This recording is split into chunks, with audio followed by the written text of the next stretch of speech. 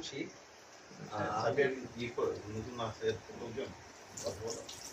চিনি ভাই, ওই যে ঢাকায় থাকেন আর কি।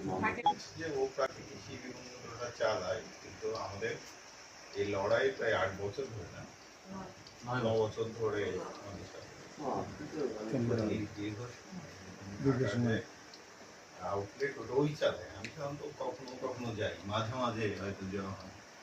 আপনার দেশের বাড়িতে কোথায়? আচ্ছা, কোথায়? সেই হিসাবে এখানে ছাত্র জীবনে ওর সময় আজিমপুরে ছিলাম, বিডিআর 1 নম্বর গেটে ছিলাম। আমাদের ছাত্র মসজিদে রেখেছি।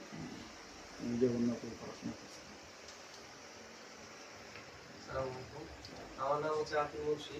আমি মূলত হচ্ছে প্রথম দিকে হচ্ছে গাছপালা নিয়ে লেখালেখি শুরু করছি বিশ্ববিদ্যালয়ের লাইফে। পরবর্তীতে বিভিন্ন ধরনের বিভিন্ন মানুষের সাথে করেছে, বিশেষ করে আসলে খাদ্য তো আমাদের, বিশেষ করে আমি যেটার সাথে তুলনা করি যে মানে আমি একটা বাইক যখন কিনি তার তেল মোবিল সব থেকে ভালো ব্যবহার করি, কিন্তু খাদ্য হিসেবে আমার শরীর যে আমাকে চালনা করে সেই হিসেবে তাহলে আমি শরীরের জন্য কি দিই।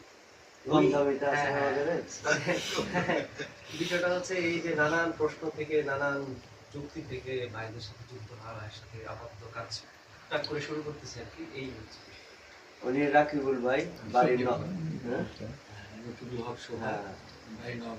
ছোট একজন বাগানি নওগাঁর লোক তো, মানে ছোট কেউ বাগানি নাই। ছোট। আর আমি নেসার বা লিখি মুফতি নেসার। আমি Dhaka Taltala city corporation market মসজিদের প্রতি 2018 সাল থেকে, আর ওই মাদ্রাসারই মুহাদ্দিস, আর মসজিদের ইমামও ছিলাম 5 বছর। 1 বছর ধরে প্রাকৃতিক কৃষিতেই বেশি সময় দিচ্ছি। আর আজার ভাইয়ের সাথে খুব ভালো সম্পর্ক, সেই হিসাবে এখানে আসা যাওয়া। তো আমার এই সামনের দিকগুলো অন্যান্য কাজের সঙ্গে, কৃষিটা তো কৃষির সঙ্গে ব্যালেন্স করে চলার ইচ্ছা নিয়েই মূলত এই কাজের সাথে যুক্ত, এবং আছে ইনশাল্লাহ থাকবো সকলের সহযোগিতা চাই। আসসালামু আলাইকুম, আমি মোহাম্মদ আজহার ইসলাম চৌধুরী। বাড়ি এই গ্রামেই বাড়ি। কৃষির সাথে আমি 13 সাল থেকে জড়িত। এর আগে আমি কৃষির সঙ্গে জড়িত ছিলাম না। আমাদের যৌথ পরিবারে আমার বড় ভাই সব জমি জমা দেখাশোনা করত। 13 সাল থেকে আমি প্রথম শুরু করলাম আম বাগান। 13, 14, 15, 16 আম বাগান।